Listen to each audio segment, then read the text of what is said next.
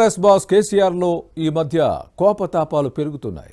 Party నేతల తీరుపై ఆగ్రహంతో రగిలిపోతున్నారు. తమ ఎమ్మెల్యేలు సీఎం రేవంత్ రెడ్డిని కలవడంపై అసహనం వ్యక్తం చేస్తున్నారు. కేసీఆర్ కోపానికి కారణాలేంటి? బీఆర్ఎస్ నేతల వలసలతో గులాబీ దళపతి ఆందోళన చెందుతున్నారా? పార్లమెంట్ ఎన్నికల్లో వలసల ప్రభావం ఉంటుందని టెన్షన్ పడుతున్నారా?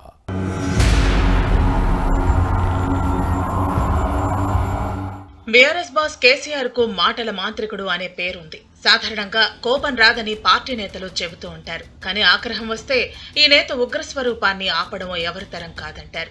పార్టీ సమావేశాల్లో ప్రశాంతంగా కనిపిస్తారు, కానీ నేతలకు శుతిమెత్తగా చురకలు అంటిస్తారు. అటువంటి కేసీఆర్ ఈ మధ్య కోపతాపాలు వ్యక్తం చేస్తున్నారు. అసెంబ్లీ ఎన్నికల్లో పార్టీ ఓడిపోయిన తర్వాత అసహనం మరింత పెరిగిందనే అభిప్రాయంతో కారు పార్టీ నేతలు ఉన్నారు. ముఖ్యమంత్రి ఎమ్మెల్యేలు వ్యవహరిస్తున్న తీరుపై ఫైర్ అవుతున్నారు. కాంగ్రెస్ ప్రభుత్వం అధికారంలోకి వచ్చి 2 నెలలు గడిచిపోయింది. 2 సార్లు శాసనసభ సమావేశాలు నిర్వహించింది. మొదటిసారి సభకు కేసీఆర్ హాజరు కాలేదు. రెండోసారైనా వస్తారని ఆశించిన ఎమ్మెల్యేలకు ఆశాభంగమే ఎదురైంది.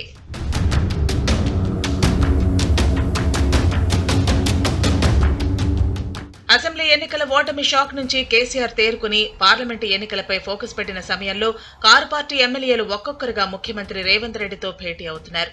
దుబ్బాక ఎమ్మెల్యే కొత్త ప్రభాకర్ రెడ్డి, నర్సాపూర్ శాసనసభ్యురాలు సునీత లక్ష్మారెడ్డి, పటాన్చెరు ఎమ్మెల్యే గూడెం మహిపాల్ రెడ్డి, జహీరాబాద్ శాసనసభ్యుడు మాణిక్రావు రేవంత్ రెడ్డితో భేటీ అయ్యారు.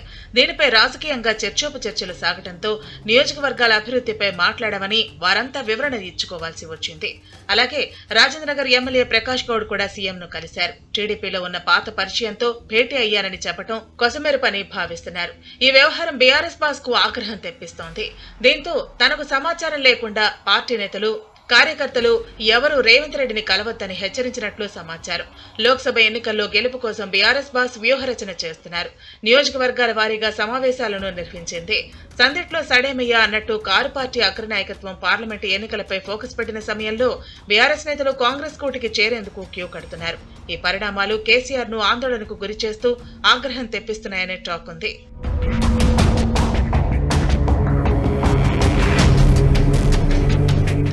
అసెంబ్లీ ఎన్నికల్లో పోటీ చేసి ఓడిపోయిన నేతలతో పాటు టికెట్ ఆశించి భంగపడిన వారంతా పార్లమెంట్ ఎలక్షన్స్ లో పోటీ చేయాలని భావిస్తున్నారు. దీనిలో భాగంగా చాలా మంది నేతలు కాంగ్రెస్ కూటికి చేరేందుకు రెడీ అయ్యారు. పెద్దపల్లి పార్లమెంట్ సీటును మాజీ మంత్రి కొప్పుల ఈశ్వర్ కు కేసీఆర్ ఆఫర్ చేసినట్లు సమాచారం. దీంతో తనకు టికెట్ రాదని భావించిన సిట్టింగ్ ఎంపీ వెంకటేష్ నేత కాంగ్రెస్ తీర్థం పుచ్చుకున్నారు. మేజీ మేయర్ బొంతు రామ్మోహన్ ఇటీవల సీఎం రేవంత్ రెడ్డితో భేటీ అయ్యారు. హస్తం పార్టీలో చేరతారనే ప్రచారం జరుగుతోంది. మాజీ డిప్యూటీ మేయర్ బాబా ఫసీయుద్దీన్ కాంగ్రెస్ లో చేరారు. త్వరలో నీలం మధు హస్తం పార్టీ సభ్యత్వం తీసుకునేందుకు రెడీ అయ్యారు. మహబూబ్ నగర్ జిల్లా బీఆర్ఎస్ అధ్యక్షుడు మన్నె శ్రీనివాసరెడ్డి హస్తం పార్టీలో చేరారు. ఇలా ఒక్కో నేత పార్టీని వేయటం కేసీఆర్ ఆందోళనకు గురవుతున్నారు.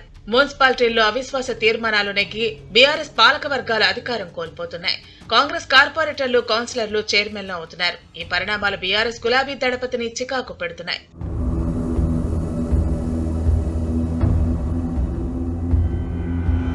ఇక రంగారెడ్డి జిల్లా కీలక నేత మాజీ మంత్రి పట్నం మహేందర్ రెడ్డి దంపతులు ముఖ్యమంత్రి రేవంత్ రెడ్డిని కలిశారు. కాంగ్రెస్ లో చేరేందుకు సిద్ధమయ్యారు. ఇప్పటికే పెద్దపల్లి పార్లమెంటు సభ్యుడు వెంకటేష్ నేత పార్టీని వీడారు. మరో 3 బీఆర్ఎస్ ఎంపీలు కూడా బీఆర్ఎస్ ను వీడే అవకాశం ఉందనే ప్రచారం జోరుగా సాగుతోంది. మరోవైపు ఇదంతా కేసీఆర్ కోవర్ట్ ఆపరేషన్ అనే చర్చ సాగుతోంది.